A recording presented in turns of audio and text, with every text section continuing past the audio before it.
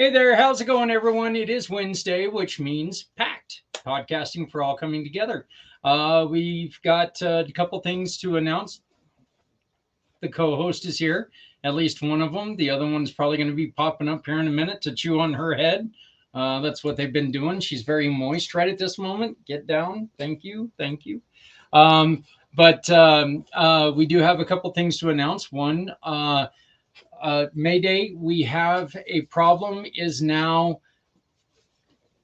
wow, she's excited, is now going under footprints forward. And we're using the saying that I created on the 22nd, which is no matter how softly you walk, you still leave footprints, meaning that whoever you are, if you think people are not going to miss you, if you commit suicide, you are wrong. There's going to be people who miss you. There's going to be people who miss you a lot. One other announcement that we've got, tomorrow is the day that we are going to announce the date for the Chili Cook-Off and Toy Drive for 2023 with Key Largo Lounge. Number 6 is here now. Wow, dog. Excited much. But it is the second Wednesday of the month, and that means that I am joined by my very, very, very special co-host. Let me try that again. Co-host, because he's not a co-host. He's a co-host, Mr. Les Simpson. How's it going, Les? My co-host. How are you? I don't know. Apparently, I forgot how to speak in between the time I press play. I think you have some meat on your hands or something. The dog. Yeah. I'm being attacked by my own dog. I don't know. So, so Les, you've got a very special guest with us today. Why don't you go on ahead and make the introduction, and we'll pull her on up. Sure. This is Jackie Simmons. She's world famous speaker, author, and she has a nonprofit about teenage suicide. But I was telling her about this veteran group, and she said adults work just as well. And so she really wants to educate us on what causes the problems and what we can do about them, because she is the expert on this. and I'm very excited. She's done TED Talks. For anybody that knows what that is, that's a very special talk that only certain people get to do. She's done them, and now she's going to actually reiterate it on this show, which is quite a privilege for us to watch. Well, that's great. And so we are thrilled to bring on Mrs. Jackie Simmons. How are you doing, Jackie? I'm delighted to be here. Well, I'm very, very happy that you are joining us. Yes, February 22nd, for the last 2 years, I've done a 22-hour podcast that was about veteran suicide because the numbers were, they are what they are. And one of the things that my studies have brought up were the number that caught me most off guard was the one that I put up in that video, in that by the end of 2020 unfortunately we had one suicide every 11 seconds in America. So tell us a little bit about your program, and then we are looking for someone, if you would like to learn more about this and see how the program works. We're looking for a volunteer. If we don't have a volunteer, I volunteer, All because right. Before I don't somebody know volunteers, I permission to interrupt, sir. Yeah. Before somebody volunteers, let's let them know what they're volunteering for. I should probably ask this too before I volunteer, because if you make me cry, well, that'll be funny, and it could only make my ratings better. So.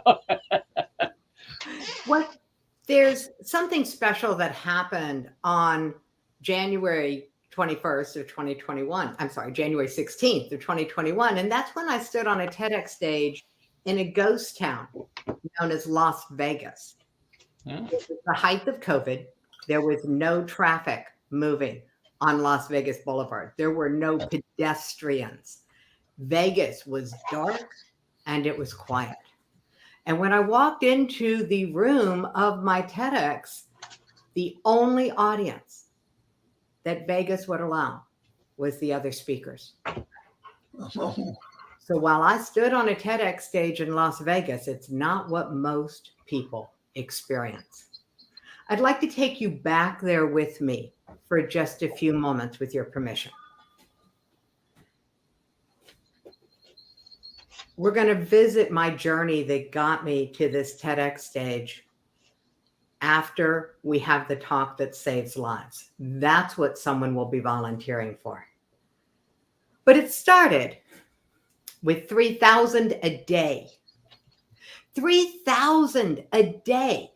That's the number of teenagers who attempt to take their own lives every day, just in the USA.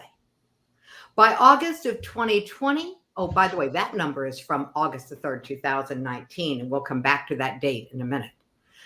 By August of 2020, the Center for Disease Control said that 25%, 1 out of 4 of every young adult in America was struggling with suicidal thinking. Think of the 4 people you know between the ages of 14 and 24. 1 of them is struggling to stay alive. And that's what we've learned. Now, it's summer. And in the summer of 1995, in June, at the start of summer vacation, none of this was on my mind. My 3 daughters were in high school and middle school. They were getting ready for their summer trip to visit their dad and his family 1 state away. 3 daughters, travel means only one thing: shopping. My middle daughter, Stephanie, was in between her sisters, in between schools, and in between clothing sizes. Any woman knows where I'm going with this. Shopping became an adventure. Outfit after outfit, store after store, nothing fit her. And at the end of the day, we came home with nothing except an attitude. Stephanie stormed upstairs and into her bathroom, and I collapsed on the sofa, grateful to be off my feet. Peace and quiet. And then, Mom, I think I need help. My eyes were drawn to Stephanie's left arm. Blood was dripping off her fingers onto the floor. The emotional part of my brain started screaming in terror at the sight of my bleeding, obviously suicidal child. The rational part of my brain started flipping through files in my head, trying to remember the date of her last tetanus shot. Have you ever been panicky and calm at the same time? I wrapped her arm, held her tight, and assessed the wounds. They were not life-threatening. We made plans to see, we bandaged it up, made plans to visit the local teen mental health facility the next day, made the appointments.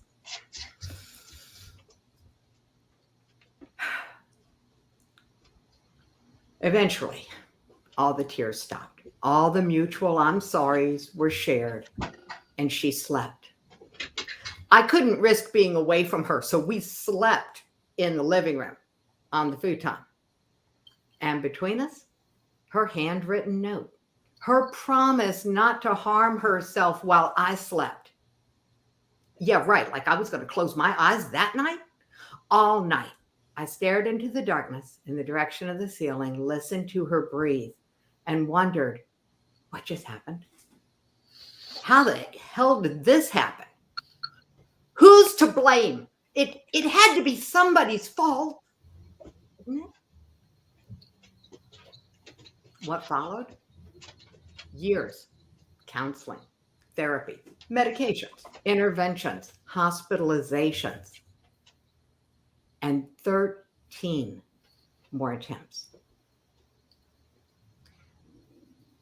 I sold myself on the idea that as long as Stephanie was getting professional help, we didn't need to talk about it. The truth was, I didn't want to talk about it. Would you? Would you want to know what could make your child so unhappy that they thought dying was better than living? I didn't want to know, so I didn't ask. And then, August 3rd, 2019, Stephanie is giving a 7-minute talk, a message that matters. The hotel, the conference center on the outside of Sarasota, Florida. It was already hot that morning. I walked into the conference room and greeted the 12 speakers that I'd trained. Oh my God, Stephanie looked amazing with her hair pulled back and a flowery top and a bright skirt. She was in that nervous, kind of excited state you get into right before you give a talk. She was the first one up. The audience took their seats and the lights dimmed. Everyone help me welcome Stephanie Ashton. Oh my God, I was so proud of her. She walked up confidently and shook my hand and started with a startling statistic, 3,000 a day. That's the number of teens who attempt to take their own lives every day. In the back of the room, I was stunned twice. First, because I had no idea the number was that large. And second, because I had no idea suicide was her topic.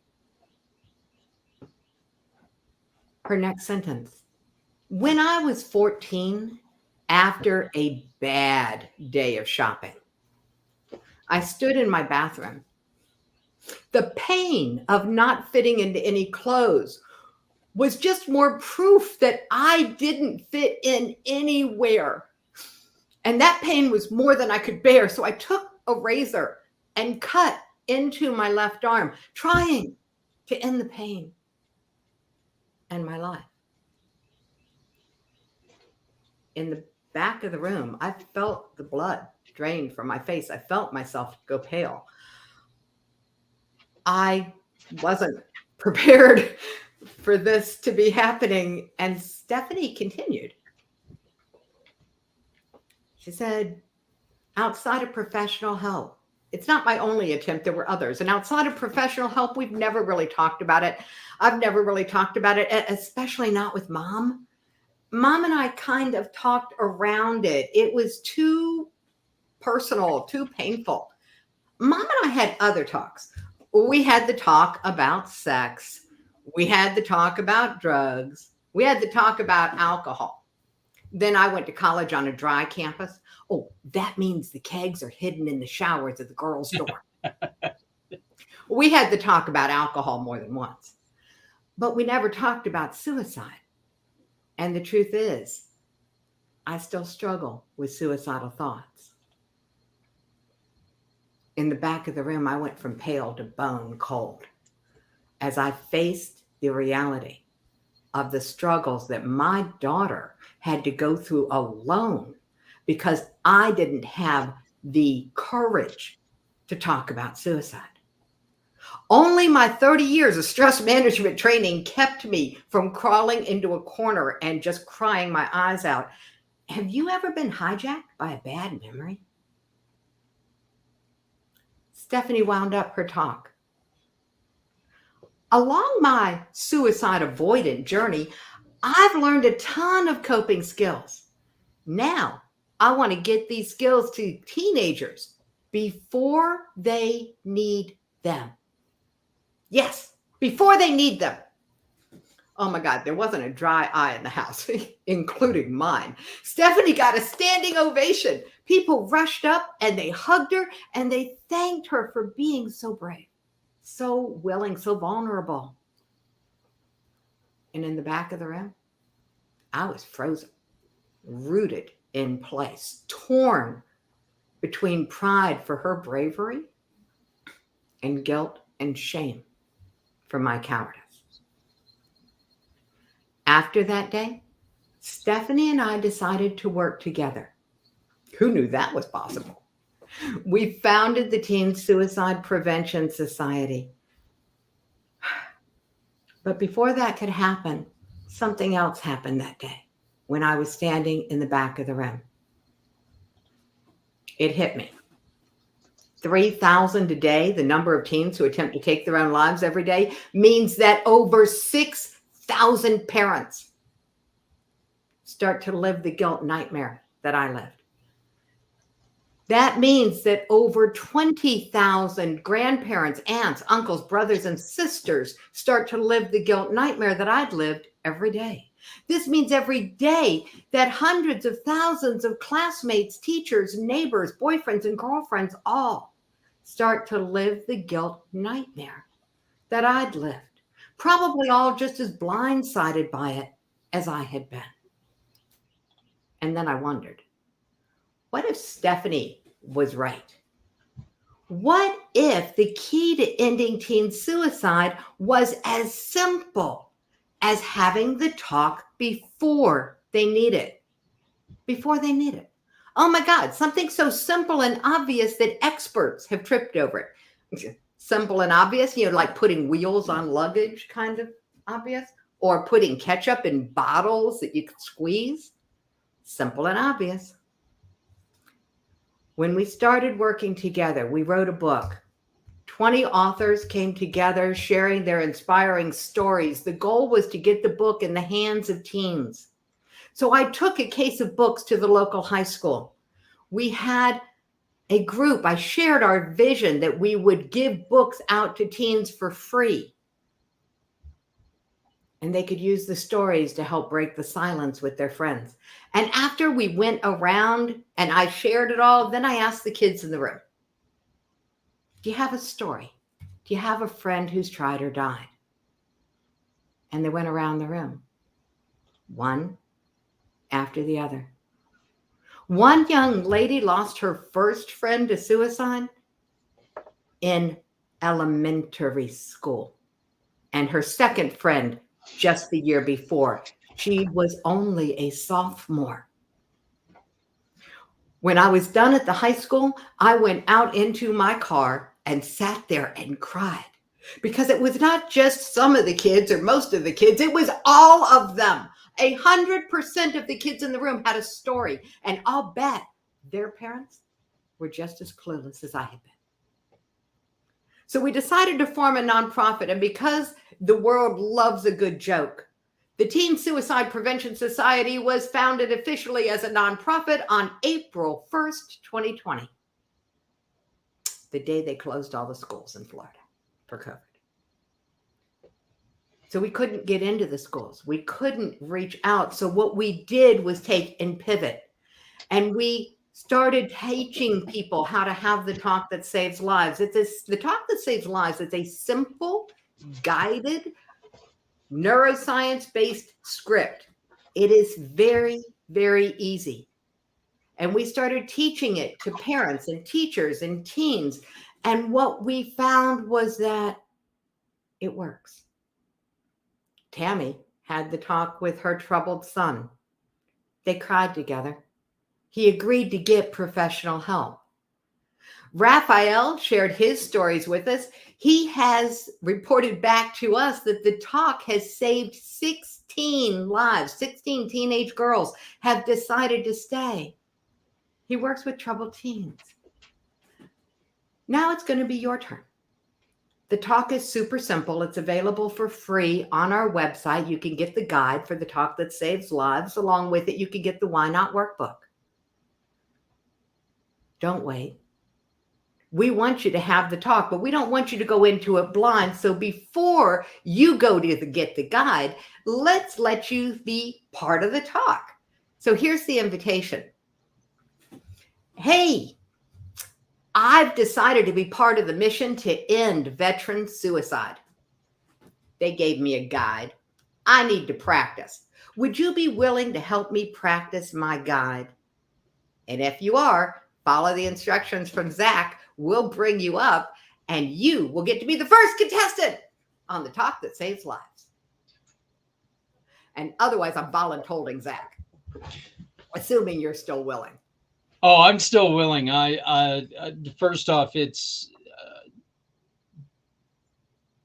terribly important story. And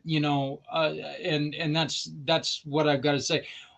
One of the things that I think is so important about your story is it's something that we're parroting quite a bit.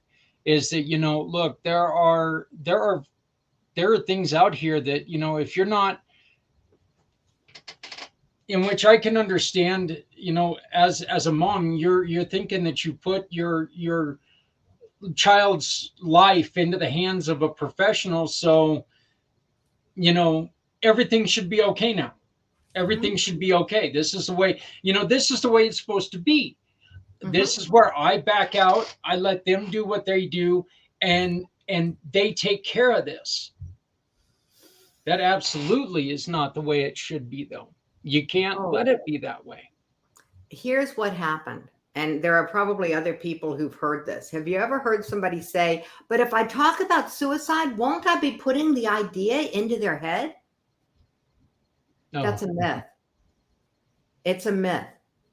I loved what you all have on your pictures where you say silence is deadly, because we absolutely know that it's true. The Center for Disease Control says that the refusal to talk about suicide is in and of itself a risk factor for suicide. Yeah. So silence isn't golden. Silence is deadly on this topic. So what we've done is create the tools that make it safe. Because here's what we've learned. The number one reason that people do not want to talk about suicide, according to my daughter, she's an expert, she didn't want to be a burden on the family. The number two reason we've discovered that people do not want to talk about suicide is they do not want to be made to go see someone. Why? Because they often have a traumatic background. And what we have known to be true is that starting with oh my God, for Stephanie, every time she started with a new doctor or a new therapist, she had to tell her history again. And she went backwards, not forwards. It was re-traumatizing to the extreme. Oh, so by the way, at my company and at the nonprofit, our prime directive, no one gets re-traumatized on our watch. That's why it's a scripted talk. Someone using the guide has to commit that they will read it. That's why the invitation is worded the way that it is. They gave me a guide. I need to practice. The person you're practicing with knows you are going to be reading the guide. This prevents direct eye contact. Absolutely important. You're reading the guide. You're creating a safe space. They know that you don't think they're at risk of suicide. They're only having this conversation with you to help you. Guess what you've just done?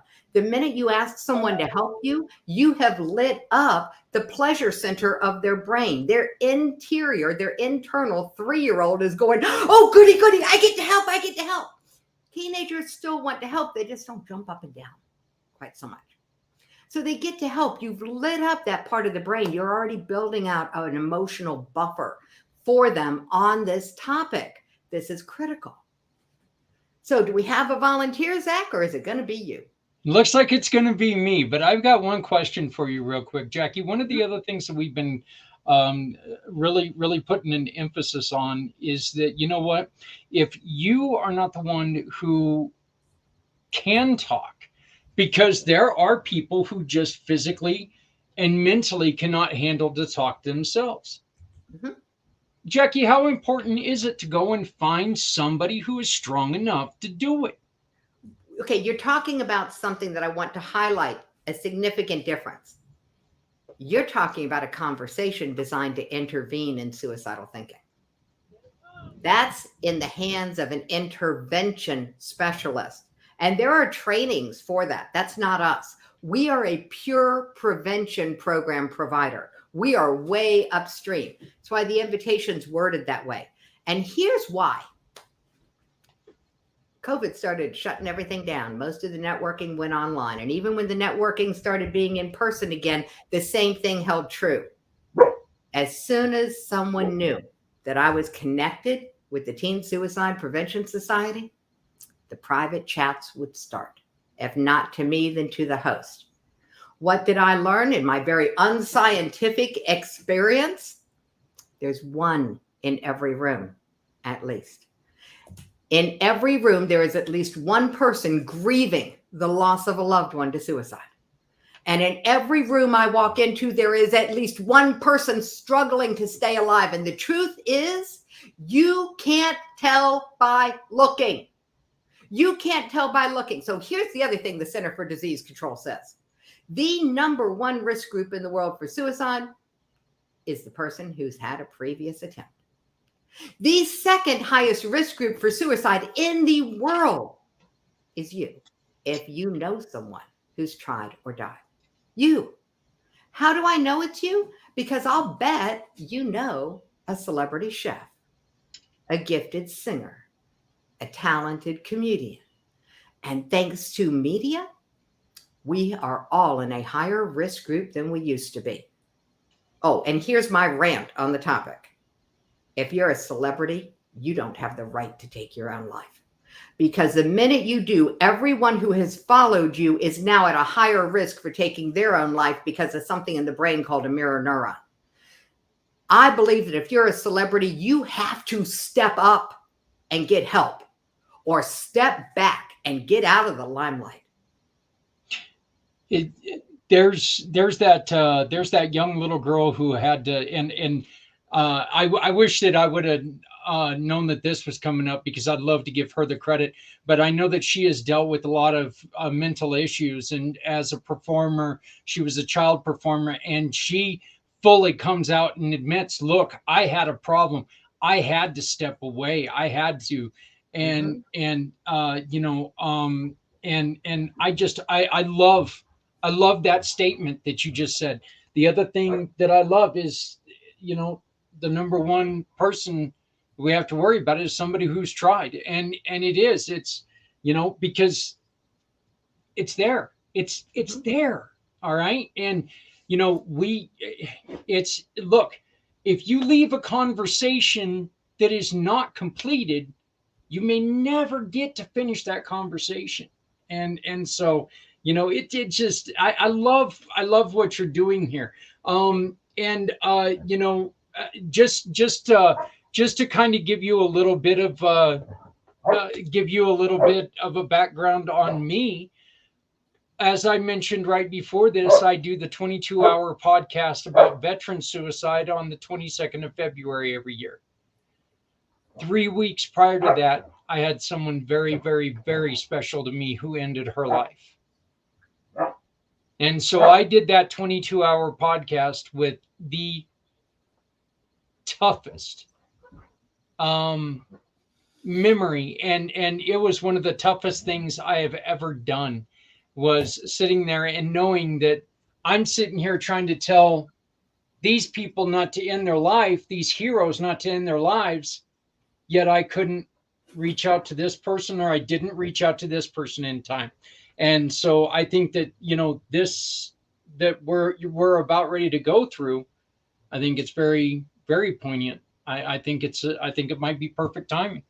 I think that we were going to say that this could be something that we were looking for a volunteer, but now I volunteer. I want to see this happen.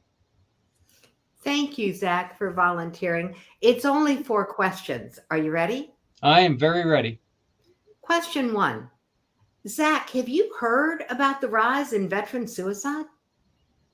Yes. Oh, I forgot to give you the rules. The rules are, for the first 3 questions, you can only answer yes or no. And then on the 4th question, you can tell me as much as you want. Sound good? Boy, it's a good thing you said that, because you can ask less. I don't shut up. So, yes. All right, good. We'll start over so everyone can get this. Question 1. Zach, have you heard about the rise in veteran suicides? Yes. Thank you. Question 2.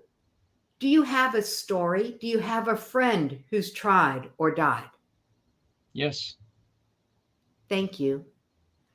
Zach, question 3. Have you ever thought of leaving that way? No. Thank you. Question 4. Hey, Zach, why stay? What are your reasons for staying? You mentioned it earlier.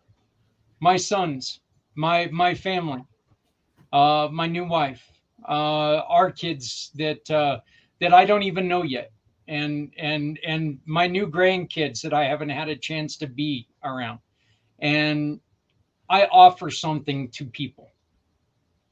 Why else?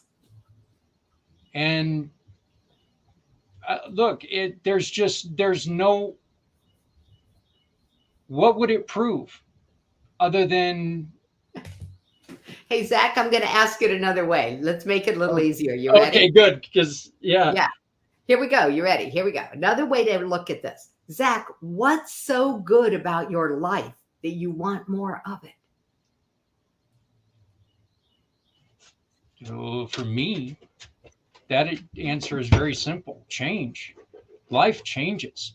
I went from a motorcycle accident where I almost died to where I am now, trying to help other people live. And now I got both of my co-hosts here. Apparently my dogs wanted to be not left out. Yes, I Dogs don't are want to die very because of you too, even though your breath stinks. dogs are very in tune to the emotions. What everyone saw and you might have felt is that when you started talking about your reasons for staying, your whole demeanor changed.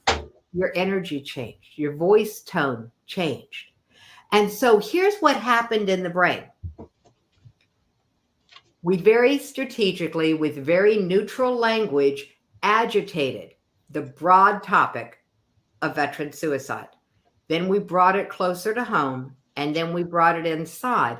And so what that does is fire up all the electricity in the neural network that still holds grief and angst on the topic. And then with question 4, we flipped the switch. We redirected, I'll use better language. We redirected all of that energy into a new neural pathway labeled reasons for staying. And then the more reasons that you came up with, the more your brain searched for what's so good in your life that you want more of it. You were building out an entire neural network. So now when you have a naturally occurring thought of leaving, because Freud said suicidal thoughts are normal, they're part of our worst case scenario problem-solving mechanism of the brain. So there's no problem when they don't stay around. So what happens now is you have a thought of leaving, it's going to hit this new filter in your reticular activating system in the RAS, and it's not going to hang around. It's like coating you with emotional Teflon. So congratulations. You now have a buffer between yourself and an edge that I don't need to know whether or not you were near, and you may not even know you were near. Jackie, let me ask you a question, and this is something that I strongly believe in, and I kind of see a correlation here of these two. I always tell people, 17 years ago, I quit smoking, and I Mm. was smoking 3 packs of cigarettes a day. And I quit on that day. I Mhm. still had 3 cigarettes in my pack. I still had 3 unopened packs, but I set the time, I set the date, and I said, I am done on this day, and I have not smoked Mhm. another cigarette since. Mhm. I tell people I was able to do this because I wanted to quit. I wanted it more than I wanted to smoke. Is Mhm. that kind of, are we kind of talking the same thing here? Because it wasn't, I think I want to quit. This Mhm. was, no, I'm quitting. I'm done. It's What not, we're I, doing is building out the same motivation. So, Zach, to peel this back, why? Why not stay a smoker? What was going on in your head? Why not continue to smoke? oh, that again, I'm going to answer the same question I did with the why wouldn't I leave? Mhm. My sons. Mhm. My sons came up to me and asked me to quit, and that was the first thing. I couldn't get through eating a meal without smoking a cigarette.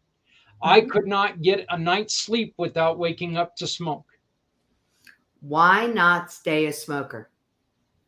I Because you just, wanted to sleep through the night, yeah, because you wanted to enjoy a whole meal, because you wanted to be around for your kids, and your kids had identified yeah, that you might not make it if you didn't quit. yeah, These are your reasons. And so this is the premise behind the Why Not workbook. And you're right. It's exactly the same thing. When you start adding up, we call this building up evidence. When you start adding up evidence, building up evidence that life is worth living, that there are things you still want, that there are things you enjoy. But you can't just go up to somebody and ask them what they want. It really requires the pathway to be effective. Because remember, what we're doing is intentionally building up the electricity and angst on this topic using specific neutral language that you read. And then we're stealing it and redirecting it into the pathway that builds the buffer between someone and an edge that they may not even know they're near. Now, I want to give the disclaimer for any of you who have loved ones that you're worried about. If someone answers yes to question 3, yes, they've had thoughts of leaving. Again, it's really neutral language. They've had thoughts of leaving, and they answer no to question 4. They have no reasons for staying. We say stay with them and dial 911. Oh, they might hate you for it, and you might save their life. But Zach, you've been around this topic a long time, especially with veterans, right? yes, yeah, yes. We've been around it for a day or two. All right. Um, So here's my question for you. Now that you've experienced this talk and you know that we work with people of all ages, all walks of life, I work with vets all the time. Zach, what percentage of people do you think have had that experience that we've had the talk and they've said yes to question 3, they've had thoughts of leaving, and no to question 4, they had no reasons for staying? Just a percentage. What do you think? that I'm that's a tough question to answer. Yeah, just a Um, guess. because truthfully, everybody that we've thankfully everybody that we've talked to so far Mhm, has recovered and mhm. or is on the way to recovery. Right. So remember, you're talking about an at-risk and known at-risk population. I'm Right. talking about the population in general. So yeah, I mean, I would definitely say over half. I mean, we know. Look, and we say it all the time. It was at one point in time where we would say that every single one of us knows somebody who's had cancer. Hmm. We're this way about suicide now. Every Right. single one of us knows someone. Right. So that's question 2. Do you have a story? Do you have a friend who's tried Yeah. or died? The question is, when someone says yes, they've had thoughts of leaving, to question 3. And when I ask question 4, when someone asks question 4, what are your reasons for staying? Why stay? They said nothing. 0 reasons for staying. That's the red flag. You call 911. You don't wait. You stay with them. How many do you think there have been out of the thousands of talks? Just a percentage. I'm going to say with your program, with the way that it's thoughtfully put together, I'm going to say that the number is probably pretty low, probably about 15%. That's pretty around the ballpark of what people guess. The truth, zero. Zero. Zero. And the reason is because people who are masking depression and suicidal thinking will lie. Yeah. They will lie. And you know what's so great about it when they lie? Their other than conscious mind is hearing them give answers to the questions, reasons for staying. And even though they're making them up, their brain is building out the same file folder in their head labeled reasons for staying. It builds out the same buffer, even if they lie.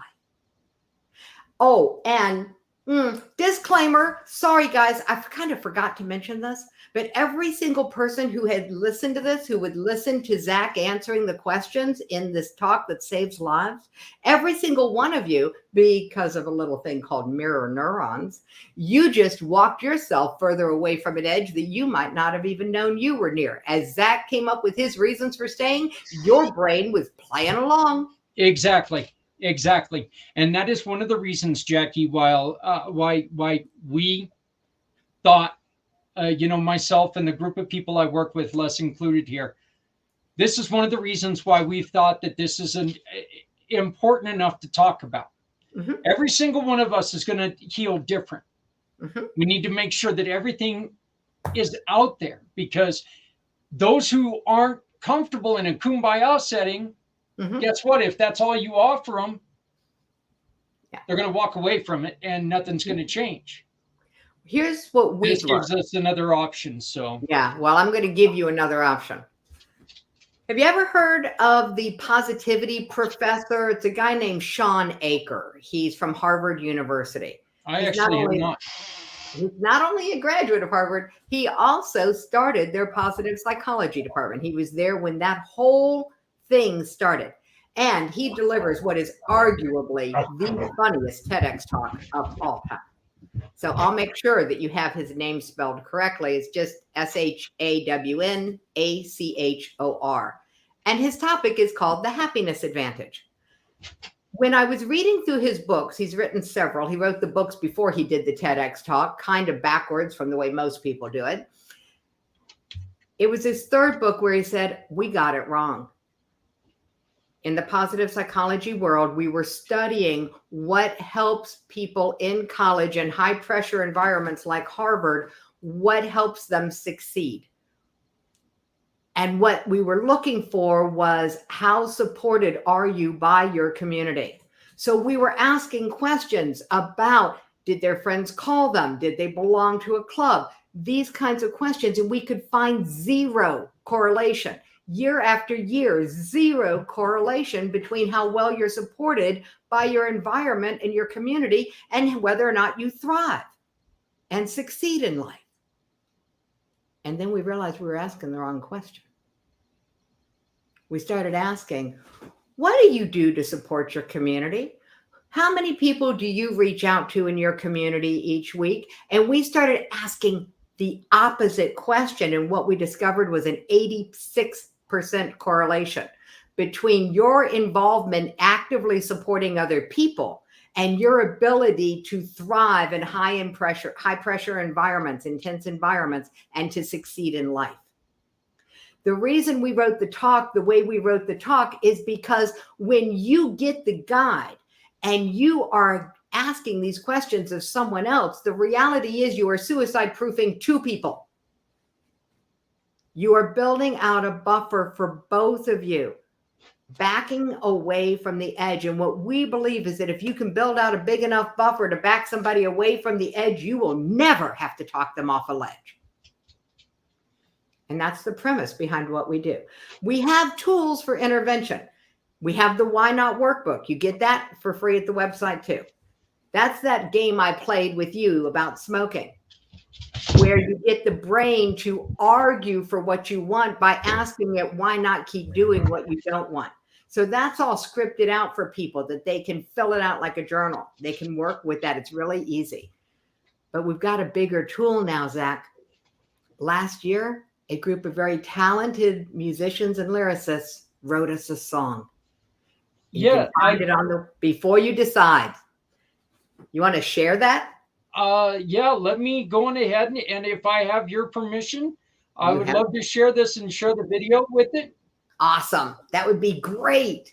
All right. Well, here, let me go on ahead and get this set up here real quick. I just saw it, so we will go on ahead and play this video, so everybody can check it out. So, do you want to introduce who this is? The young man's name is Logan Klaus. He was one of the group of lyricists who came together to write the song. It's his image on the cover. It's him with his guitar and the firelight in his face, so you can't really see his features. Behind him is a black lake because it's dark outside of the fire. That Okay. night was the last night he saw his friend alive, and that's why they chose that picture for the cover of this song. And you'll see what comes through him when he plays this. Okay, so this is Logan Klaus, Before You Decide, and you can find this video on your website, correct, Jackie? Correct. It's the button that says the song. Okay, so here we go. Let's go on ahead and share this with everyone.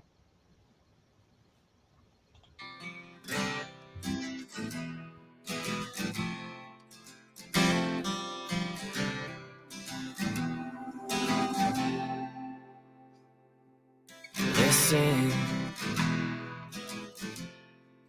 I don't wanna wait.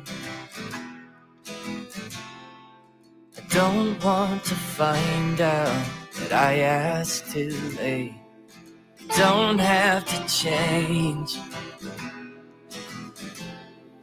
There's no need to worry about what you say.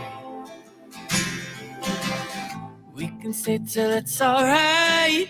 I'll be here as many nights it takes to find your reason why. Before you decide to throw it away, just know that the storm clouds won't always remain. Before you decide you can't find the way, just wait for the sun that comes after the rain. Before you decide,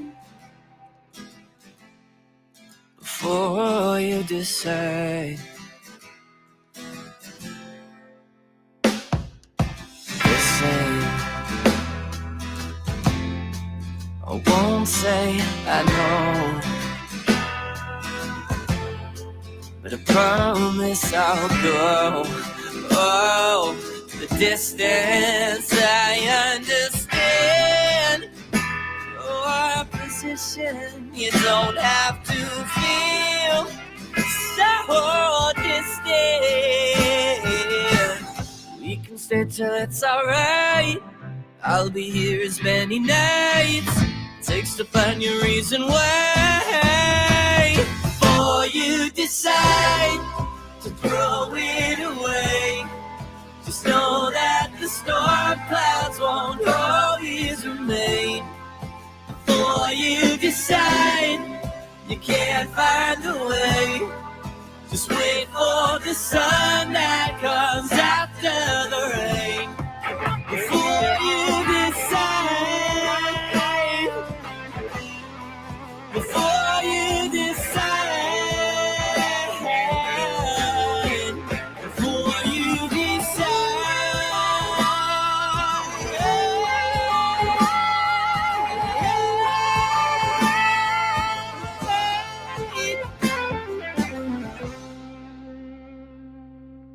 Listen, I don't wanna wait. I don't wanna find out that I asked too late.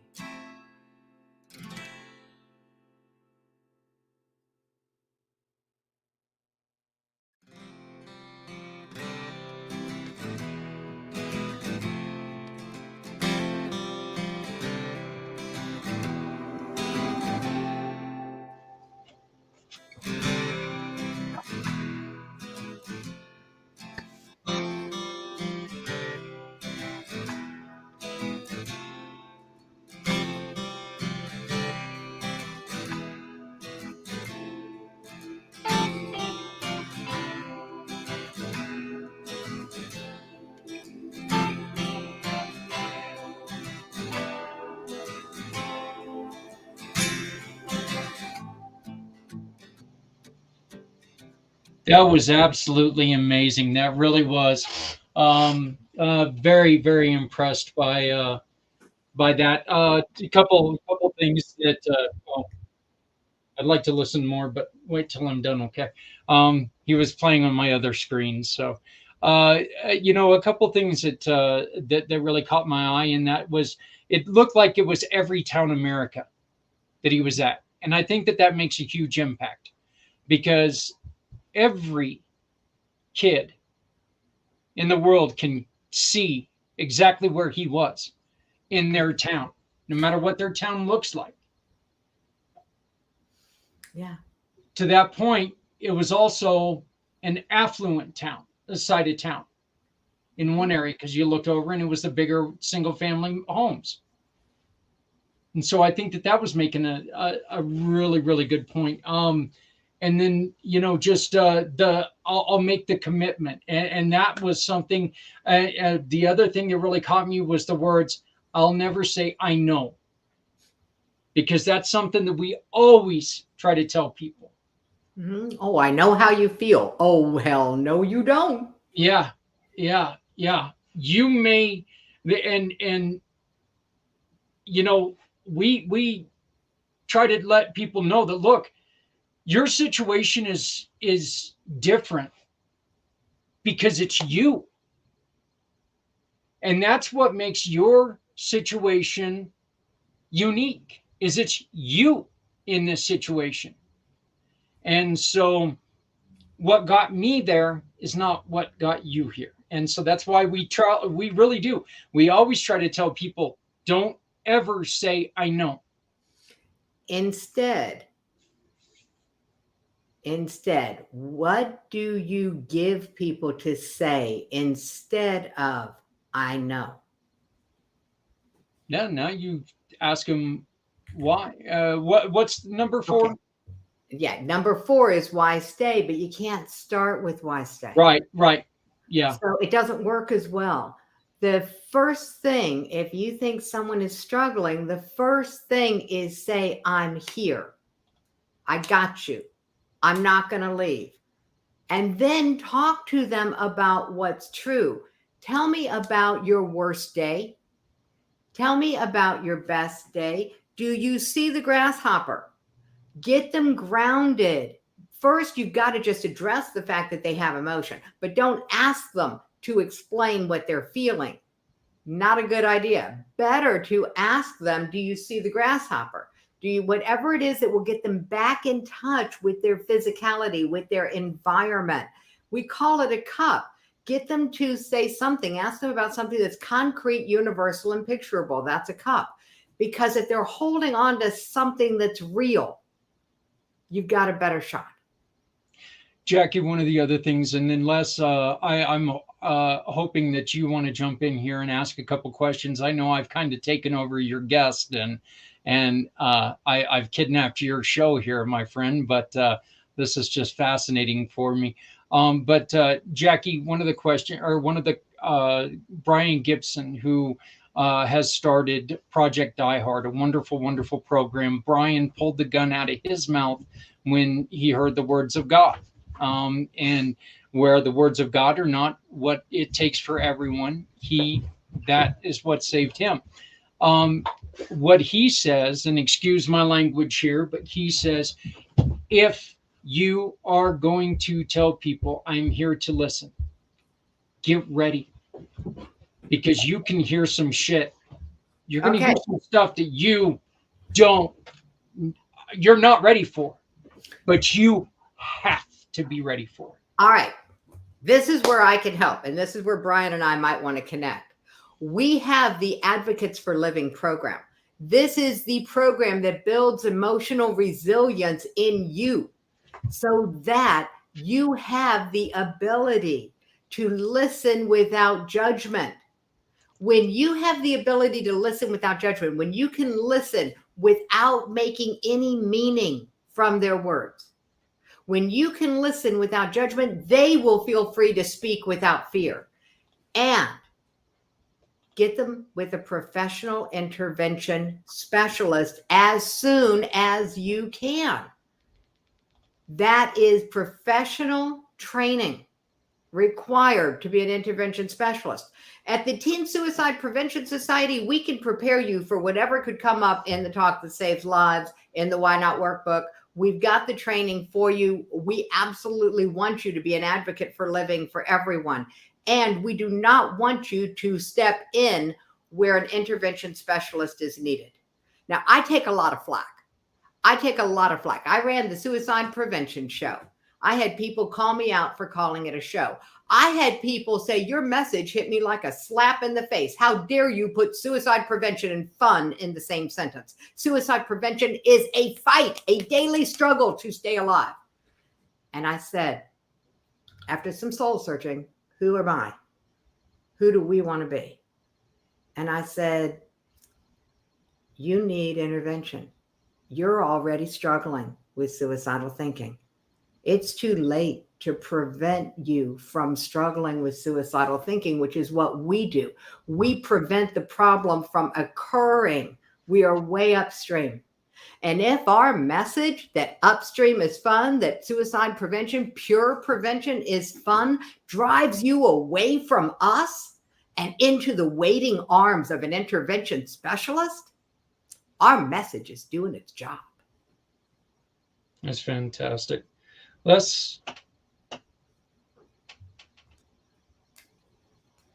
Oh, you're on mute, my friend, or your microphone's off. Or sorry about that. I said I think this is great. I've learned a lot. Understand more how the mind works and Wow. So I think she definitely should be on many stages and get the word out there in many different areas, because this has been phenomenal. And I think the teens and the veterans need to know about it.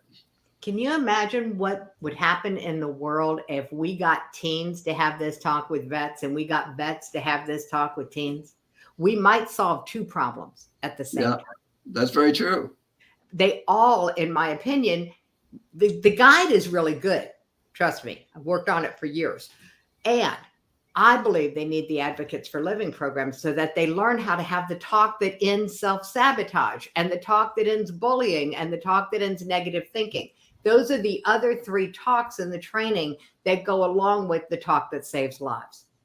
So those are the four components to be an advocate for living. You are prepared to address bullying, to address self-sabotage, to address generalized negative thinking, and to save lives. Because you don't have to worry. This is what I loved about the lyrics in that song. You don't have to worry about what you're going to say. We've got you covered. We got the guides. Let us help you. Help them. I again, thank you. This was as Les said, this was eye-opening, and as much work as you guys put into it to make it as simplistic as what you've done. Let me ask you one last question. Unfortunately, we're coming up to the top of the hour. But let me ask you this question. What do parents kind of look at you at first and go, what? No way. There's no way 4 questions are going to save my kid's life. What they tell me is not my kid. My kid's not in trouble. Yeah. And every parent who's looking for signs, if you are waiting for signs, you are looking for trouble, because the reticular activating system is set to a default setting that my child's okay, which means that even if there are signs, your reticular activating system will not let you see them. And it is not your fault. It is not your fault. It is the way the brain really works. And once you understand that, maybe you'll understand this. I believe we are in the suicide war with 2 A's. We're all at risk. Once you accept that your child is at risk simply because your child is a child in this day and age, they know suicide. You want to get scared? Ask your kid what they call suicide in his school. Around where I live and on the internet, teenagers are talking about suicide as self-deleting, like it is no bigger deal than hitting the delete key on a keyboard. Our kids know suicide. You need to know the talk. They know suicide. They also don't know fear anymore, and they're not afraid of it anymore. They don't see, they're No, not thinking. they They're lost not thinking about it. optimism. They can't think about it. Their prefrontal cortex is not fully developed. Mhm. And we can go off on two tangents here. The first one is they have a thought of leaving.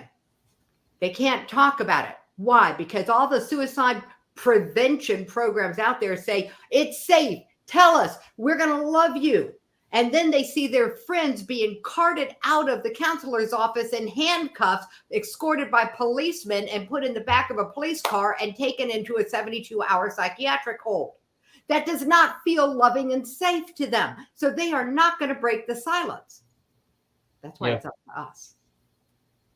It's up to us. And by the way, it's no different with adults. In Florida, we call it the Baker Act. In New York City, the director of the Suicide Institute had a new doctor, and the nurse said, "Great, I've got your intake forms. Oh, wait, do you really want to answer this question this way?" The guy says, "I'm not going to lie." He's the director of the Suicide Institute. The next thing he knew, he was in a wheelchair with an armed security guard on either side of him, being wheeled into the psychiatric intake ward. The rules are there, and they were designed. That seemed like a good idea at the time. And in reality, sometimes it's not. And so once you understand what we're up against, we can say all of the words that we want. If we don't do something different, we're going to lose a generation. We've already now losing 27 veterans a day. The new numbers just came out. It's not getting any better out there, guys. They haven't released the numbers about teenage attempts. It's not getting any better. No. The only thing we can do is change what we do. And what we want is for everyone to just say, I might be at risk too, because I know a celebrity chef. I know a talented comedian who took their own life. Maybe I'm at risk too. Let me read the guide. Read it yourself. Read it out loud. Let your reticular activating system get reprogrammed yourself, and you will stop being so afraid. Learn about these simple ways to help break patterns. Because when that kid gets the thought and they're scared to talk about it, what do you do when you're scared about thinking about something? You try not to think about it, right? Yep. Fight or flight. Tried not to think about an elephant. I dare you, try not to think about an elephant. How many of you have prancing pachyderms in your brain now? What happens when you try not to think about it is you're stuck thinking about trying not to think about it, which is doubling down on it. This creates a negative echo chamber in the brain. Your subconscious mind is elegantly designed to bring about what you think about. This is the law of attraction in action. Now you've got the brain trying to make plans and look for opportunities to bring about what you're thinking about, which is suicide. And all it takes in a teen is for subconscious plan to cross opportunity. And that's why we have jump nets on bridges, because teens are waking up in emergency rooms going, I don't know what happened. And it's true. When you ask a teen, with all blessings to all suicide intervention programs, they are the reason my daughter is still alive, and this is where they're broken and backwards. They say, do you have a plan? The teen, in all honesty, is going to say no, because it's not a conscious plan. This is how your brain really works, guys. And it's working against the teenagers because they don't have a fully developed prefrontal cortex. They don't have a pause button. They don't have the value of perception. It's not there yet. Jackie, I'm just going to say all the love in the world to you for what you've done. All the love in the world to your daughter for what you guys have done together. Please keep up all the great work, and feel free to come on and join us at any time, because we want to keep up with what you're doing. I'm going to be reaching out to you in the next couple of days to find out if Community Pay It Forward can lend any assistance to you guys, because we would love to be part. We're going to be talking to one of my long-term great friends and partners here in just a minute, and I think that he was watching a little bit of the show before he came on, and I know that this is something that we've been talking about for a while, just because this is something that, again, it is affecting society now. Mhm. It's not affecting a subsect of a society. This is affecting society in a whole. So, but Jackie, once again, it is teen suicide prevention.com. Teen Suicide Prevention Society. Think Society.com. teaspoons. TSPS. We call it teaspoons. Well, like I said, and all you have to do is go on there and get the guide here, and the guide is absolutely free, right? Mm-hmm. Absolutely. There you go. So, and free is a really good number for people who want to save someone's life. So, I think everyone can afford free when it comes to saving your son or daughter, niece or nephew, or even neighbor's life. And no one can afford not to, Zach. That's right. That's right. Well, thank you so much again for joining us, Jackie. Like I said, I will be reaching out in the next, probably tomorrow. I am so excited to talk to you. Les, do you got anything going on this week? Usually I'm used to listening to you talk, but this became so much huge part of what we've just started to announce here on the pACT channel that, I mean, this just, the flow of this show was just chilling. I mean, I'm still sitting here with goosebumps, but I mean, it's such a great, but thank you for bringing her on. You bet. So, Les, you please tell me about how you can help people make some money. What we're talking about is, in fact, Jackie saw this. She introduced me to a doctor yesterday, and anybody that wants to work with doctors, there's a new technology. In fact, how many of you have had a friend or a relative die of a heart attack and you had no concept that they were even sick? Well, that happens. In fact, 70% of the families find out when their relative dies. And when you go into your doctor, you can do one of two things. You can do a stress test or a blood test. Well, now there's a new technology that a camera that we've had in 180 hospitals for 15 years. And in 10 minutes under the tongue, the doctor can tell you if you have a risk of a heart attack in the next 6 years. And then we have a supplement to restore the circulation so that heart attack doesn't happen. And I'm looking for people that, first off, and this scan's only $300. So introduce me to your doctor. He can buy the camera, and he makes a lot of money in saving your life.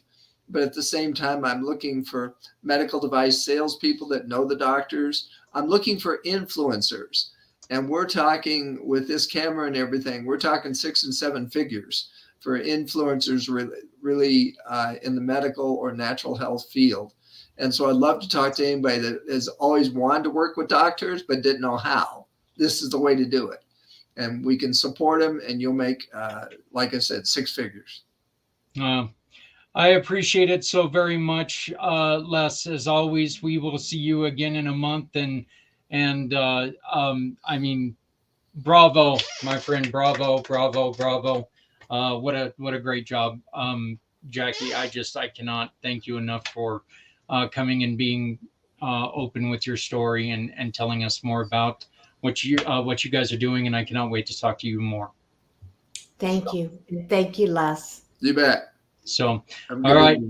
Hey, everyone, we will be back in just a minute. And all of you guys in Northern Colorado, guess what? There's some funky weather happening, okay? And with this funky weather, you might be needing somebody who can help you out to make sure that your home is safe. So stick with us, and Steve Solis is going to be joining me again. We haven't talked to Steve in a couple months, so now that the weather's here hurting our homes, Steve's the guy to talk to. So we will be right back.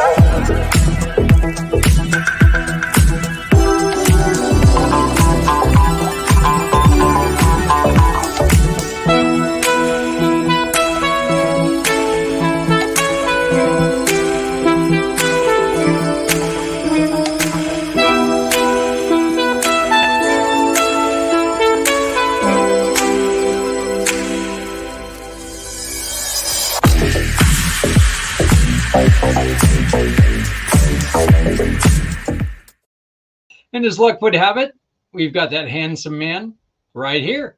Hey, Steve, how's it going, brother? Hey, buddy. Can you hear me all right? I can hear you just fine. And you know what, Les, if you don't mind, we're going to go on ahead and bring you back on. We didn't get a lot of chance to talk to you. And you are also a member of 1BC, so you should know Mr. Steve. Do you guys know each other? Well, I used to be. I'm not anymore. Oh, you're not anymore? Okay, well, neither am I. But, you know, Steve is always a great guy to know. So You bet. yeah, Les is down in southern Colorado, down towards the southern end of Colorado. Steve, weather sucks here in northern Colorado, isn't it? I guess it depends on your perspective, Yeah. you know. Yeah. Yeah, you're probably liking it right now. Well, let's say, in all honesty, I'm a homeowner too, and nobody likes to have to go through the damage and the process with the insurance company, and you know, it's quite a deal. Now, if we could prescribe to get a medium-sized storm, not necessarily a you know, a thing that's going to damage you know, 100,000 houses, and we could keep the local good roofing companies busy, I think everybody would like that well enough. The problems that come along whenever you get a massive storm and these companies that come from out of state. But let me say something. I don't want to say too much about that because I really respect the fact that people have businesses. I don't care what state they're in, and if they have integrity and all of that, you know, our people go to their states whenever there's storms down their way. So, but I think the industry has had a black eye for a long time, and you know, companies like ours that make it a concerted effort to try to help with that image and bring it back up, because the people that do it well are real true professionals. These are people that are knowledgeable in the business. They're knowledgeable about products. They have workers that are top notch, and so you can rely on these people.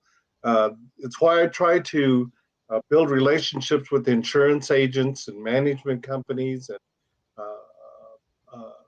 realtors and things of that nature, so that people can know you, trust you, recommend you to potential customers. And really, just like always, most of the time people get several proposals, and that way they can make an informed decision. I often volunteer to people that uh, allow me to give you as much information as possible, because even if you don't choose us, you're going to choose somebody like us, and that protects the industry. What we're interested in is, sure, getting the work, but we also want to make sure that we are taking care of people appropriately as brothers in the same kind of business.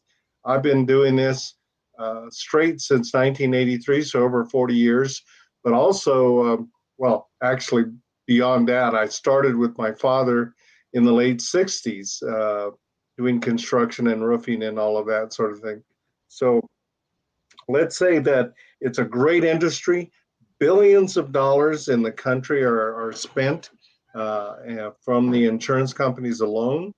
And so that's why these entrepreneurial types try to come in and get in that flow of money that's going out there and to make their living. Well, they may more than make their living. Well, we're a small contractor, and so you know, I know that I'm in the tail end of my career, but I hope to be able to help people through this very enormous task, dealing with the insurance company, dealing with their agent, dealing with the sales staff and a production staff, where it can really be a good, solid relationship between us and our customers. You know, I've got customers that are insurance agents. I've got I get invited to do estimates for their parents, which is a huge deal. You know, that means they really do trust you when they're willing to do that. Uh, I've had recommendations from the building departments. The building department themselves cannot recommend anybody. But if a lot of times these inspectors, people will ask them, if you had your roof done, who would you choose? And they usually give them two or three names and people that can be really relied on. So it's an incredible industry, and I've been fortunate to be a part of it for all this time. I personally have not been a regular on the roof installer for 30 years or so. But I've been a supervisor, manager, production manager, sales manager, all that stuff for a long time. Now all I do is sales. I don't want to oversee crews anymore. I did it for a long time. I'm really happy just being a salesman. You keep talking about this whole retirement thing, tail end of your career. Look at this guy in early 40s and he's wanting to retire. I mean, come on. Right. So, Right. Look Yeah, at I this. told so one of my friends had recommended me to a friend of his, and he was, well, he always teases me about my age because it surprises him. They said, "Now, yeah, you're 52, but you've been in roofing for 99 years." Well, I've been roofing. Well, how long ago? It's 1967, but I am 70, and so I knew, and I was smart enough to get off the roof at a time before I started breaking bones and things of that nature. That's not Just good. see, I just got fat enough to where nobody in their right mind would want me on their roof, so I'd I've got a fall great through. story for you about that situation. Because these ladders, they might be construction grade, but they still only go to about 250 pounds. So stay off the ladders. Yeah, that that sounds great. Steve, what are some of the things that people are going to be experiencing in these weather with this weather like it is? Well, the thing about they're going to be pressed from every side. Take your time. Most of the time, hail damage is not enough to cause a leak. It could cause a leak around, let's say, skylights and chimneys and plumbing pipes and things of that nature. But it's usually in an area where it's breaking down the sealant, not necessarily the flashing itself or the skylight itself. Although I did get on a roof today where two skylights did get damaged, but they're double domes. The likelihood of moisture coming in is small. It could happen, but the worst that could occur is just to cover it with a tarp or plastic and fasten it down until the insurance company has their adjuster representative come out and look at it. Uh, there's going to be a lot of stuff on the fringe areas of the storms to see if they're actually damaged or not. That will be in discussion with these adjusters to see whether it can be done. So just beware. Don't be in a hurry. Do your due diligence. Check out the companies. Check with the Secretary of State. How long has this particular individual or group of individuals actually own that company here locally? I grew up in the Denver area. I've been part of uh, certifications with every manufacturer.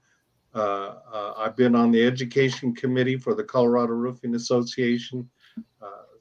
And we just want people to see it as a profession and not everybody is just out to take your money. There are a lot of very good, true professionals in the state of Colorado, and just do some research. Your agent is a good start, but not necessarily a guarantee, because the person you meet at the door is not likely, just like me, is not the person actually doing the work anymore. Nobody ever asks, who these people are that work for us, and they are superior roofers. They're fantastic. They've been doing it a long, long time, and they're great. But nobody ever asks, so who are these people? They are concerned about their legality, their legal process, and all of that, and that's fair. But we want to make sure that they know that who we send out there would be the same people I would send to my mother's house. Does that make sense? Yeah, yeah, absolutely. Let me ask you this, and correct me if I'm wrong here, but haven't you also spoken in front of people who legislate uh, roofing? Haven't you been part of speaking about getting rules in place? Well, I didn't speak directly to these folks, but the Colorado Roofing Association does. It's one of the purposes of the education committee, at least when I was part of it, is that we were looking for to deal with uh, how that should be handled with contractors and how they should be legal and licensed and registered and then it's really beyond that. Like I said, I have certifications from every manufacturer. Then I have third party certifications through companies that's what they do. They come out and they ask you, do you really know about roofing? Do you know the products and all that sort of thing? So not directly, but indirectly, we dealt with that. And so the Colorado Roofing Association is a good organization to be a part of. It's not a guarantee. Um, and by the way, concerning expertise, an average worker is an average worker, no matter what their vocation is. And so you're looking for people that can do it right because as they say, the devil's in the details to make sure that that work is done well. Ask the potential roofer about what about oversight? Who is going to be watching these people? Who's going to double check to make sure that the work is correct and according to the code? Are you going to get a permit? Are you going to guarantee? What is your guarantee or warranty? And let's read it. And what does it mean? What does it say? The other thing and I've spoken to you about this before because I ended up calling you out to my house once before because there was a person who was a little shady to me. Steve, can they tell without getting on your roof the extent of the damage? Can you really tell from the ground? Well, let me tell you, again, I've been doing this a long time, and most of the time I can't tell from the ground. Two houses I was on today had very dark shingles, and there was no way to see it because what you're looking up at the roof, you're looking at it at an angle, and the marks that would be caused by even a good storm, a large hail, uh, boy, you just can't tell. So people have to get up on the roof and look at it 90 degrees to really see what's going on. It's it's way different once you stand on top. I had a roof that was damaged up in Alt. When was that storm? About 6, 7 years ago, something like that. Oh yeah, yeah. And they had hail that was bigger than baseball. Yep. And from the ground on a light colored shingle, I think it was like a light gray. I couldn't tell from the ground, but as soon as I got to the top of the ladder, I mean, I saw marks that were that big all over the roof. And so, no, yeah, you don't necessarily see it at all. You've got to get up there and do that. And so, what I do, like what I did today, is I took a visual and I got up on the roof and I took a bunch of pictures of the shingles, the flashings, the plumbing pipes, the flue pipe, and the caps, all that sort of thing, so that we can send it to the insurance company. They can see, yes, you have damage. Let's send somebody out because they're going to assess, windows, screens, siding, paint, all that stuff to see, what should be included in the estimate. Les, have you ever had any problems with anything like this, and to where you've had to deal with roofers or? Yes. 6 years ago or 5 years ago, we had our roof replaced. And it was interesting because it's just like he was talking, Steve, that we had different estimates, but there was a company that had been around for 20 years and they knew the insurance companies and they actually fought for us to get the covered because when he inspected, he says, definitely it needs it. Their inspector came out. And so they took pictures and sent it into the insurance company and says, what about this? What about this? What about this?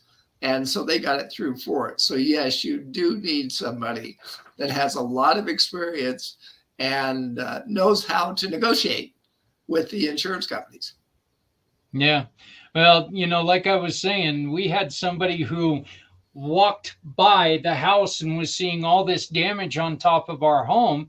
And I called Steve and I said, Steve, this is what this guy just told us. And Steve came out and he climbed up on our roof, which is no laughing matter. I mean, our roof is heavily peaked, and this home was built in 1907. Okay, it's no joke. Okay. It's been around a day or two. But Steve gets up there and he said, "Look, you've got damage in this one spot." And Steve took the picture and he brought it down, and he said, "But it's nothing you need to worry about right now." And so that's just something that, instead of at that time my parents were taking care of the house and everything was. I was not going to let my parents go and talk to somebody that, I Right. wanted to have somebody with integrity.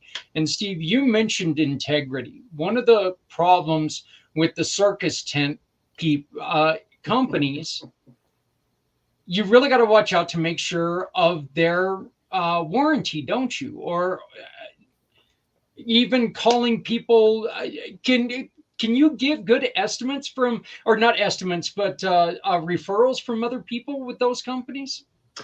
Wow, it's a big subject there. Um, referrals generally come from the insurance agents themselves, for sure. Other customers that we've had over the years. Now, as you know, I'm fairly new to Northern Colorado.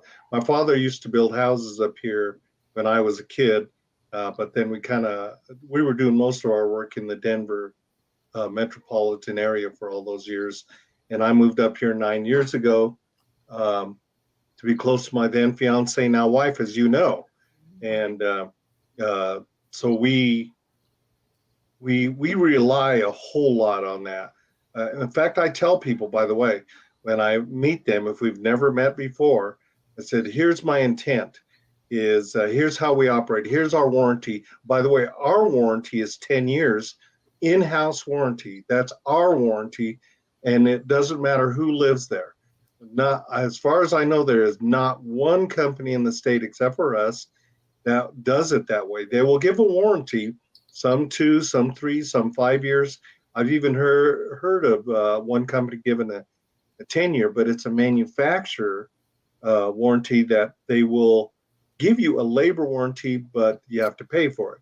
We don't charge anything extra for it because we're so confident in the work that we do that we don't believe we'll ever have to come back to do anything, because the work was done right and it's a long-term effect. So, but it is something you need to ask people, because the company I used to work for years ago, I was with them for 19 and a half years, was one of 3 companies in the state of Colorado that used to guarantee their work. Now, the difference between a guarantee and a standard warranty is it's limited warranty, they call it, is that a guarantee means ipso facto, no doubt about it, we're not going to have a problem, it'll pass inspection and all of that. Well, they got away from that because if you had a leak, and because everybody's had one at some time or another, and you had a very expensive painting on the wall, that's called consequential damage. If water comes in and destroys that thing, it's irreplaceable. So insurance companies made them change. So nobody guarantees, as far as I know, but they will put limited warranty on it so that you know what the performance is. And there should be language to say, what does that mean? If it leaks, does that mean you guys have to come out and fix outside? Or how about inside? What is the strength of your warranty? And so I think that's important before you sign a contract with anybody, to make sure that you know what are they actually covering, what are they actually doing to take care of it, what is the long-term effect, and then the products, what is their product knowledge? It's kind of tied in, because the manufacturer warranty is totally different than the labor. The manufacturers usually put some sort of year time frame on it. Used to be 20-year, then 30-year, then 40-year, and then 50-year. Now it's limited lifetime. Almost everything out there is limited lifetime. And that language says on their paperwork, this product will last 50 years or more under normal weather conditions. Now, I don't know what that is, but it's not around here. That is not Colorado, is what that is. We don't have normal weather conditions here in For Colorado. sure. For sure. So, Steve, let me ask you this. What are some of the tricks that salespeople, what are some of the tricks that people should really look out for? I think the biggest thing you probably are aware of concerning the deductible, if you get damage to your car, the deductible for repairing, let's say, hail or a wreck, and the deductible is usually covered, but not in roofing. Roofing, by law, people have to pay their deductible. And one of the tricks about the people that go door to door or the out-of-staters is to tell people that they will forego the deductible. And by the way, that was one of the things that came up a number of years ago since I was on the committee, is that they changed the language in the state law to clarify that you cannot waive, you cannot deduct, you cannot adjust, you cannot do anything with negotiate. That. The homeowner has to pay that part. So make sure, even when you're getting your insurance or considering, a different insurance company, as to what that is, because sometimes people aren't prepared to give $1,000 out of their pocket, which is typical deductible today, and then they pay their portion, which could be could be $15,000 or more. So it is important for you to know this upfront. So one of the things is many insurance companies, and as I understand, all insurance companies are going to be doing it based upon a percentage. So percentage of what the cost is, and if you're at, let's say, 40%, you could be $4,000 out of pocket plus your deductible if it's what they call an actual cash value type policy versus a replacement cost value. So all those questions have to be answered. And so these roofers, they take advantage of customers because people move, they say, on an average every 7 to 9 years. And then you get a new crop of young people that have or have never owned a house, and they're being confronted by these people that are going to take advantage of because they've never gone through the process of dealing with the insurance. So ask that question. Do you guys, are you professionals in dealing with the insurance company, and help us through this process? Because it is an enormous process. That's why is it that you can get away with, why did they make you pay the deductible? What's the reason for that? Part of the idea is, and it's better to have an insurance agent explain that a little bit better, but basically it's your portion of the cost in order to help pay for that. So say, for instance, we get a lot of houses that are damaged here, but all in all, insurance is spread across the board. So in other words, without insurance, how many people are going to be forking over $15,000 every time this happens, especially in Colorado and our Front Range area? You just couldn't afford to do that all the time. So the insurance programs basically help spread the costs, usually in your own zip code, so that people can actually afford to have their roof replaced. For us, we had our roof done here 3 and 4 years ago, I think it was, when we had storms through here. Can you imagine if we would have had to pay $15,000 2 years in a row? See, it doesn't there's a good reason for insurance, and we complain about the cost, but part of it is because they are trying to spread the cost out so that we can make it affordable. And insurance rates in Colorado are fairly high because of our extreme conditions. Mhm. There are several places in the country that are almost exactly like us. Dallas, Fort Worth, Minneapolis, Minnesota, Denver, Front Range, are really the top three. But there's a few other areas, Oklahoma, and like that have some pretty severe areas, and they are susceptible because of the extreme weather. So can you imagine having to fork out? We've had people in I remember in Arvada years ago that had their roof done 3 years in a row. Wow. Yeah. So, we don't like it, but it's a necessary evil, unfortunately. If we all had a bunch of money to spend, what difference would it make, right? But that's Yep. not the way it is. You got to spread the cost. That's how the purpose works, and it's difficult to tell, exactly. We don't dictate to the insurance company what they do. They tell us what they're going to do. So, but before you sign the dotted line with an insurance company, you need to make sure how they operate. What their costs. Talk to other people. I know a friend of mine. He changes insurance companies every year because he wants to spend the least amount of money. The problem is that he had an actual cash value. So actual cash value basically means you're only going to get half the money. So. Yeah. So when you guys got your roof done, did you vet the salesperson really well? Yeah, he was under terrific scrutiny then and now, buddy. Yeah. I'll bet you that your wife put him through the ringer. Yes, she definitely did. Yes.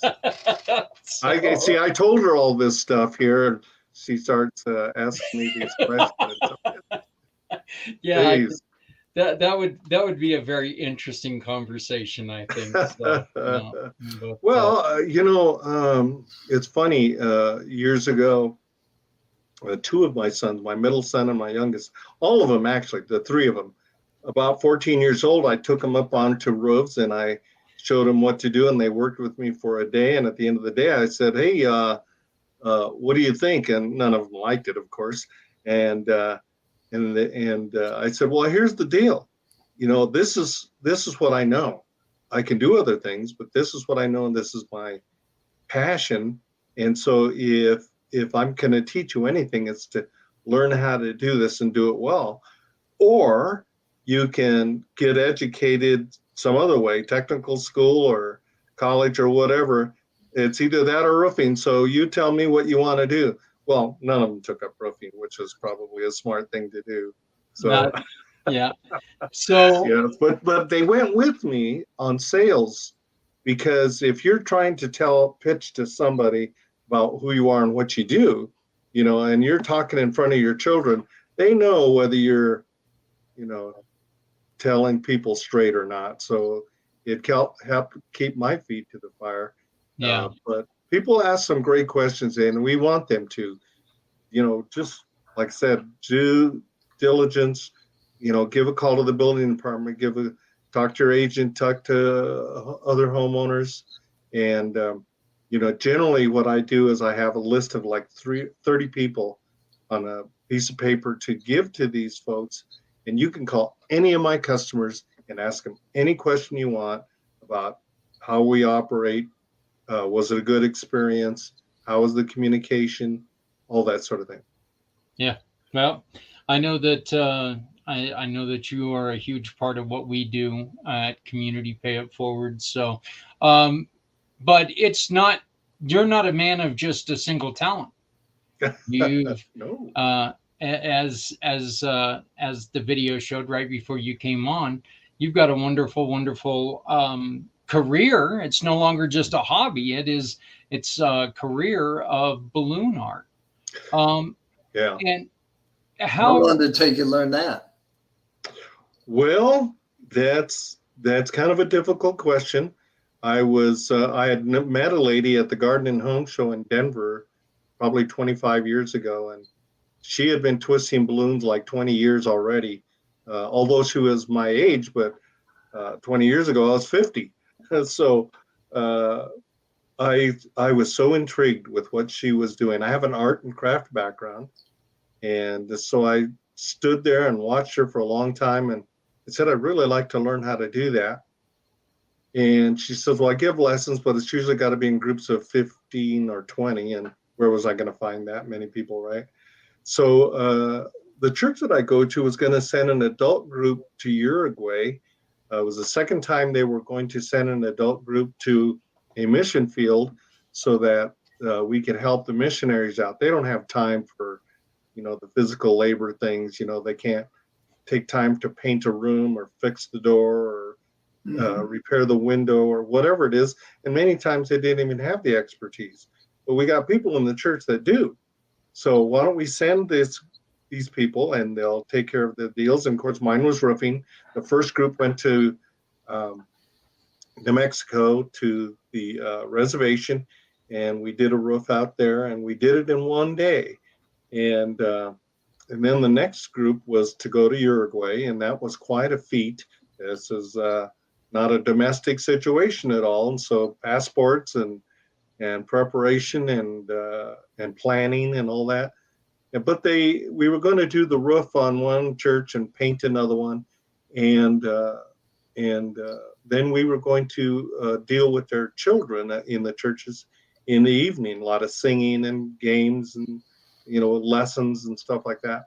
So they wanted somebody to go along that could do origami and balloon animals.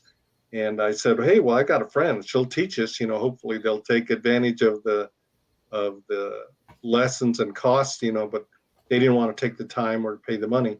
So I called her up, and we became friends. And I'd stay in touch. I'd see her once or twice a year at these home shows.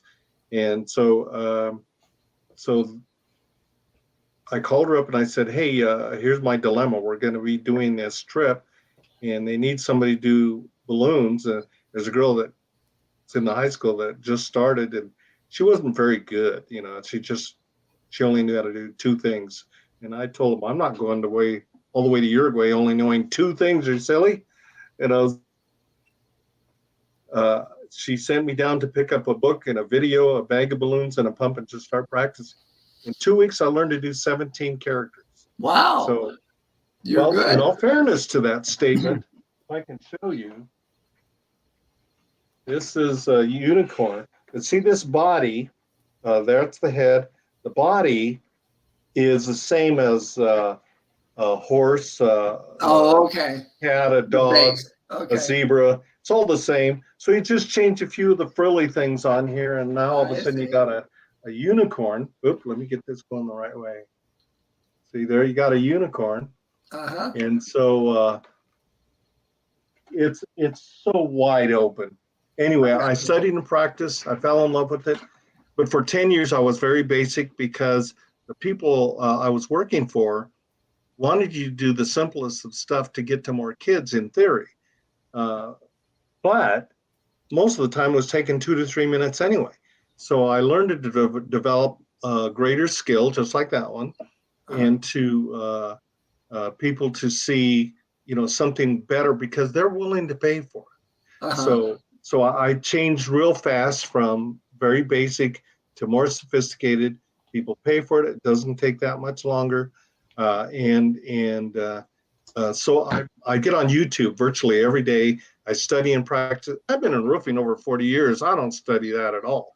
But for the balloons, I study and practice 1 to 3 hours every day because I want my stuff to be top notch. Wow. And, I have a ton of fun. I've been dealing with children's groups, and it's not the children. It's usually the parents that are challenging. Right. I have a ton of fun with that. And, I know how to handle those situations, and we try to make everybody happy as much as possible. I hate cutting off the line, but unfortunately, I'm required to quit on time. And so some people don't get their balloon. I've actually had people, when I worked the restaurants, follow me all the way out to my car as I'm leaving because they didn't get their balloon, but so I have a ton of fun with it. I'm learning and understanding what a balloon can't do, and just have a ton of fun and make a few dollars. 4 years ago, 1/4 of my income for the year was doing balloons part-time. Wow. Let's So do see. you He's charge by the also hour or per balloon?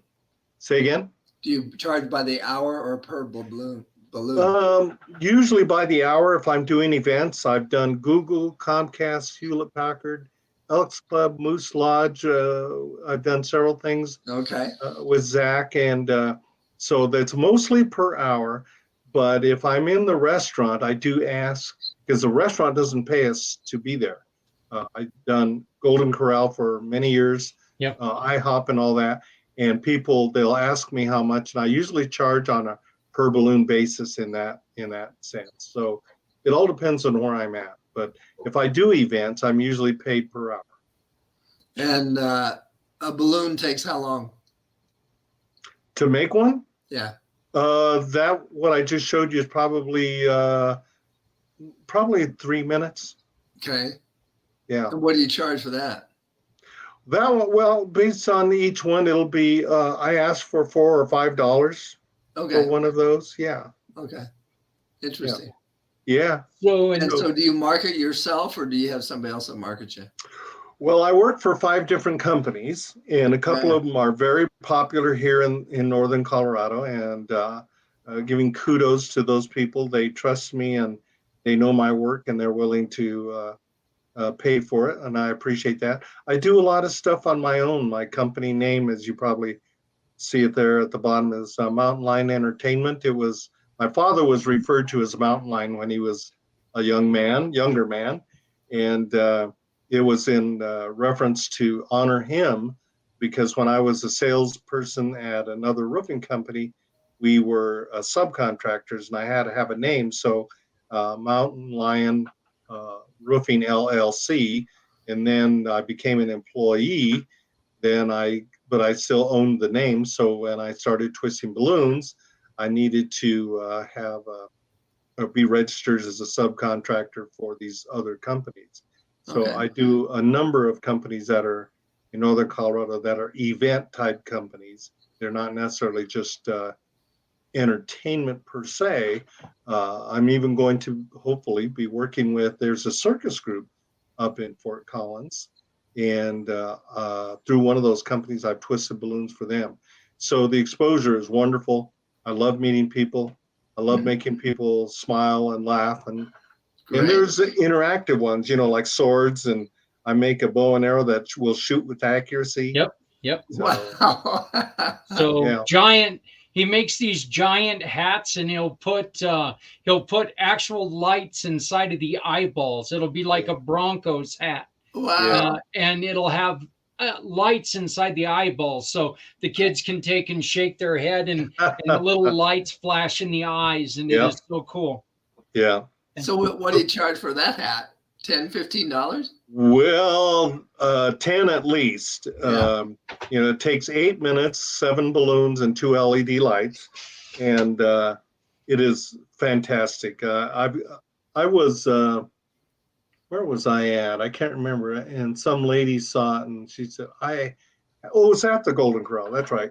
And she didn't want anybody else to get that thing. And so she said, I'll give you $25 for that thing. Well, what was I going to say, right?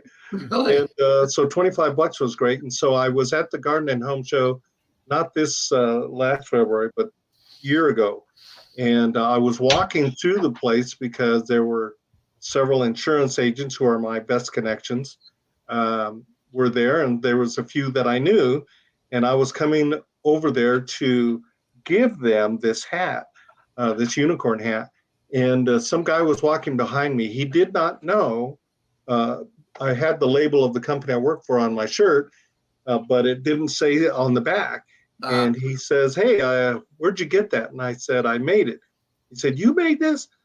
And then I turned around and he saw the label and he said, oh, you're for the roofing company. And I said, yeah, I've been coming here since the mid-90s. And he said, well, I'd like to have one of those. And I said, well, you're going to have this one here. How much is it going to set me back? He says. And I said, well, this lady gave me $25 for it. And he said, I'll beat that. And so I've expected 30, but then he gave me two 20s, and he was happy with it. I was happy with it. So $40 for about 8 minutes of time. Yeah. I Good know, ROI. yeah. Well, by the way, it's not just kids. I've done the birthday party for the 50 and over crowd. I've gone to senior centers. That's a little tougher gig, but tougher than people think, because they're not so sure they want to have a balloon. Are you kidding me? That's for kids. Until they see what I can do, and then they kind of fall into it. Yeah, I always have to bring it up. We've also been to adult entertainment establishments where adult sodas float freely. Adult theme. Yep, and the dunce hats come out, and those are great. So yeah. And Steve is also a huge part of the Cub Club. So if you're working a birthday party, if you got a birthday party coming up, and you want to make it extra special, if you call him and let him know that you're coming through Community Pay It Forward, a portion of whatever he charges you to be there can go to the cause that you wish to support. Okay. So. Sure. Come here. Okay. I want to show you my partner here. Hey, hi, how you doing? I haven't seen you since the wedding. She has, and she knows Zach, and she has been coming with me probably about 9 months now. Mm-hmm. And she assists me in that I twist the greater part of the balloons, but she goes up the line and talks to the kids and straightens out the parents. And so that we can, she asks the children what do they want and what color do they want. So when they come up to me, we can be more efficient and get through it. So we have a ton of fun, and it's wonderful for us to be together, to be able to do and share this thing have fun together. Because all of these years I was going on my own, which I was still having fun, but it was separate from her because her job dictated having to be, give more attention to it and all of that. So her job has changed a little bit, allowed her to be able to be with me. And she's a budding balloon artist, so she knows how to do two things. I can do a snake or a basketball. Yes. Well, you know what? Now that you say that, 3 things, because I can do a snake. It's a very simple model of a snake. Yes. Yeah. Well, we all need our beautiful assistants. So, and it's great to see you again. So, Steve, how did people get a hold of you for either Mountain Lion Entertainment or to get some roof work done after all this hellacious storm that we're going to be supposedly getting? You put at the bottom of the screen there a moment ago, that's my phone number is probably the easiest way to do it.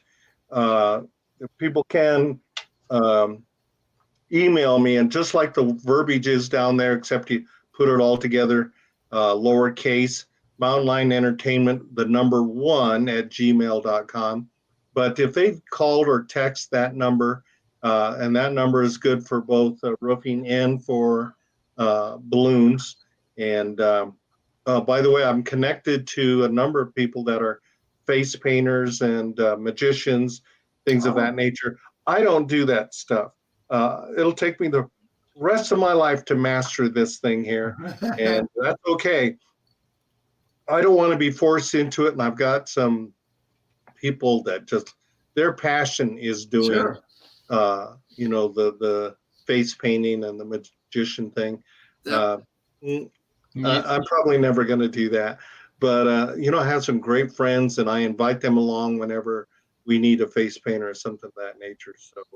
It's always stay in your lane. Stay in your lane. Yeah. Dude. Do what you do and let others do what they do. So it's always the best way to do it. So Steve, I wanted to, I called you this morning because I thought with all the weather that we're supposed to be having, that this would be a great time to have you back on and let people know that, Steve is either roofing or balloons. If you hire the man, He's going to donate to a cause of your choice, to a mission of your choice. So he's a great partner, as is Les. If you do business with Les, he's going to donate to, you just let him know, you know what, Community Pay It Forward, I'm working with them. Who can we support? So, gentlemen, thank you both very much. Les, thanks for the extra hour.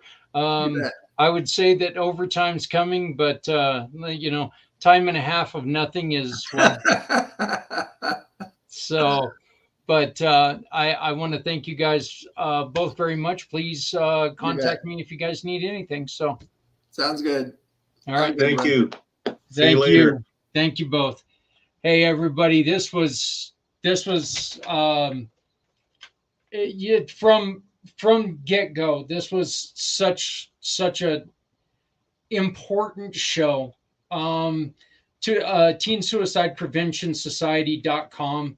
Please go and check that out. Make sure that you understand it's free to get their book, to get their pamphlet, How to Talk to Someone. It says teens, but the truth is we're all humans, okay? So you can use these suggestions for anybody. There is no good way to say goodbye when suicide is involved. So please make sure that you reach out. Contact Steve, Mountain Line Entertainment, 970-646-8108, 970-646-8108.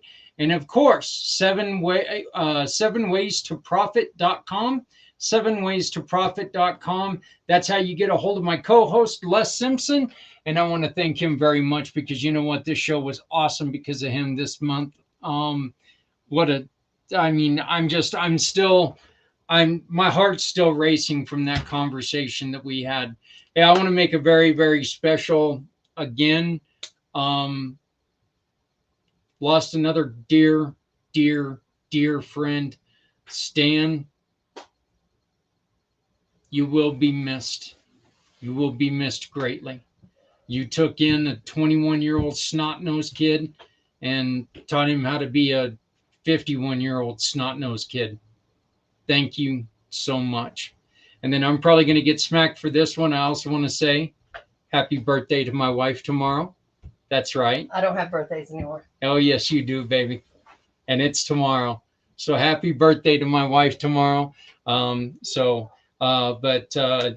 We want to thank you guys so very much. You can always get a hold of me by using my For My Card, which is right there, formycard.net, or go to communitypayitforward.us.